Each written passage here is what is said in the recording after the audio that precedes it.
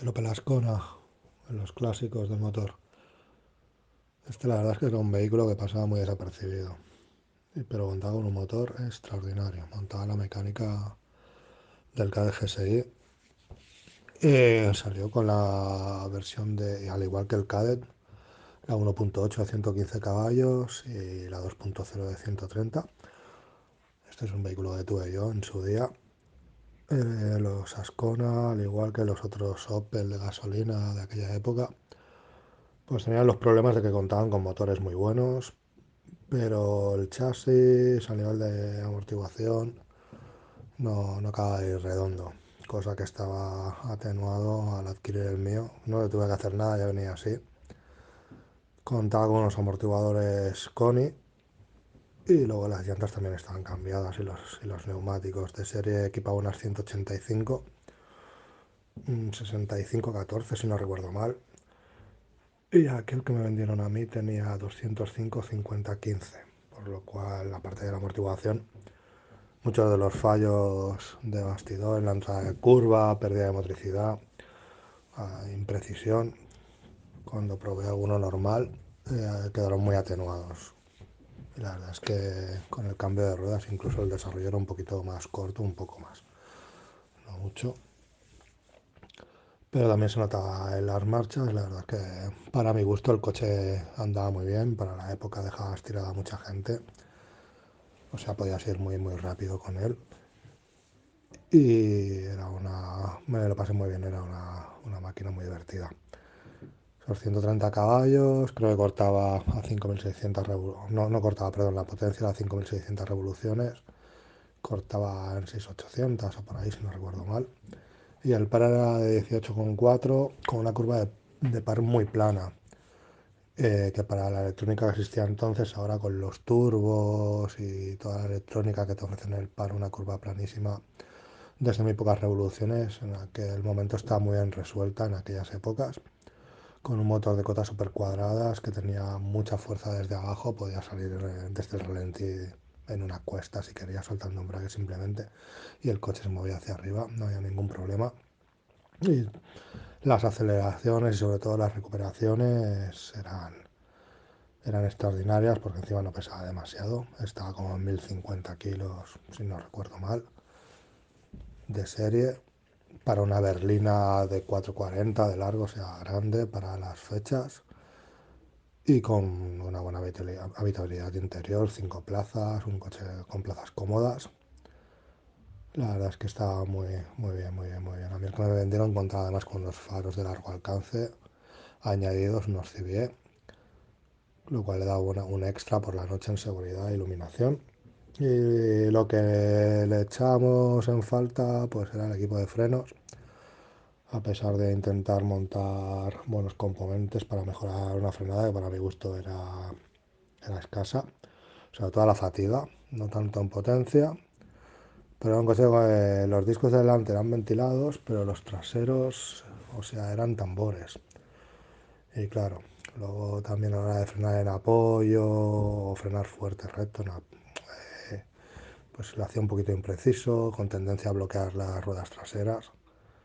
Lo cual pues a veces iba bien para redondear las curvas un poco, aprovechando sí, con el ahuecamiento del pedal, porque iba muy aplomado, gracias al cambio de suspensiones aquel ahuecando no se desajustaba mucho, por lo cual si lo forzabas un poco frenando, pues acabas de redondear las curvas, enfocabas bien el vértice y salías disparado otra vez, aprovechando el prestación al motor que tenía.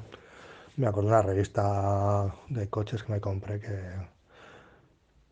antes de adquirirlo pues salía la prueba de la Ascona, el 2 litros GT, en la versión de 3 puertas, yo tenía el de 4 y lo ponían muy bien, muy bien, muy bien, muy bien. De hecho había una frase que era muy chula, que era como una pregunta del ejército y te decían que de qué manera era pasar por en medio de un campo enemigo y te daba la respuesta de que o pasabas rápido o pasabas desapercibido y que decían que la Ascona hacía las dos cosas de forma extraordinaria, ¿no? Porque era un coche que no llamaba mucho la atención, salvo cuando te adelantaba y lo veías cómo se alejaba poco a poco, o muy rápido, depende de la prisa que tuviera el conductor.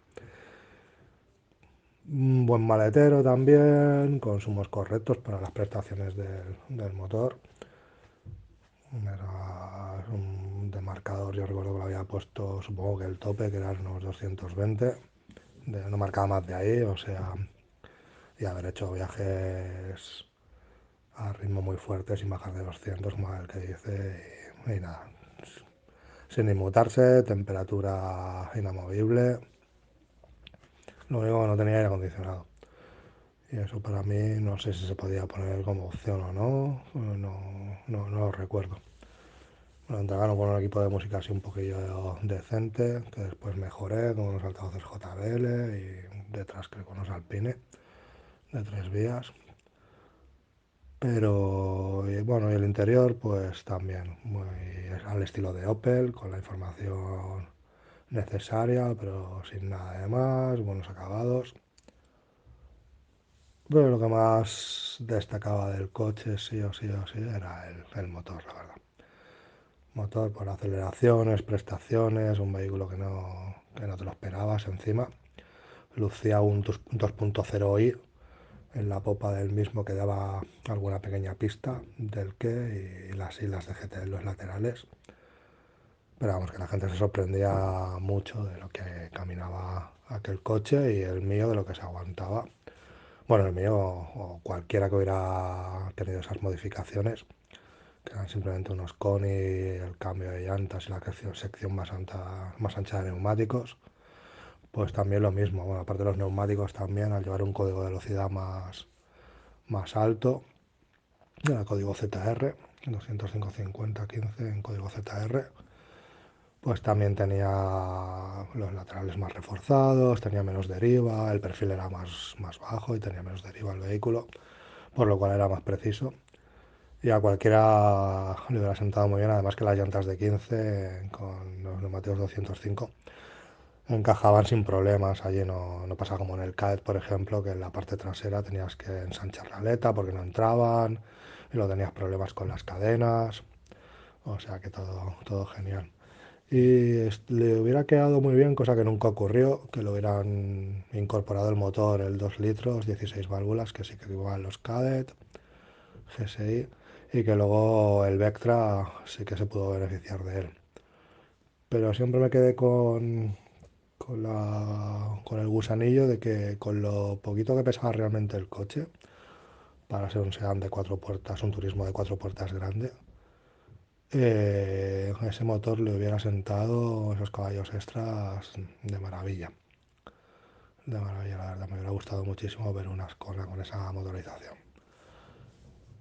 Bueno, ya lo que digo, ocurrió después en el Vectra, que también tuve oportunidad de probar a lo largo de los años, que ya comentaré en otro vídeo. Aunque y en el Calibra también, aunque el que mejor le iba, supongo que también por la aerodinámica, aunque el Calibra era muy aerodinámico también, pero por el peso y tal, al Cadel lo convertía en un avión muy que se podía codear con vehículos tipo BMW M3 de aquella época, en prestaciones, en velocidad. Hombre, a ver, el M3 siempre después se iba a acabar yendo, pero le daba guerra, le daba mucha guerra. El principal problema del Cadet eran las curvas, por lo mismo que lo de la Ascona, tenías que corregir esa deriva, le montaron unos neumáticos también, eran 16 válvulas que eran de 195 de sección, pero mantenían la llanta de 14 y tenía un perfil alto todavía, la amortiguación no acaba de estar bien, y se hubiera podido, bueno, ya hablaré de este vehículo también en otro vídeo. Bueno, principalmente me quería centrar en este quizá desconocido,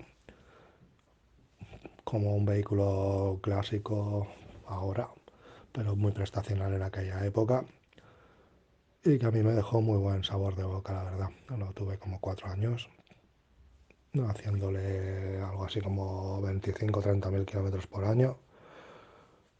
O sea, las sensaciones siempre fueron muy buenas. Un coche muy divertido, quizá por la configuración también que tenía el mío, ¿no? Pero bueno, el motor hubiera sido siendo el motor en otro.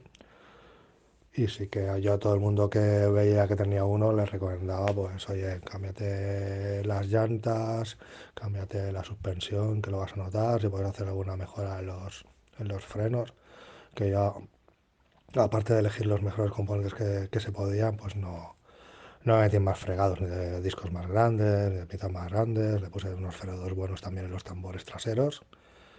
Era un coche que no contaba ni con ABS, ni con control de tracción, ni nada por el estilo. O sea, la conducción pura y dura a las manos del conductor que lo llevaba.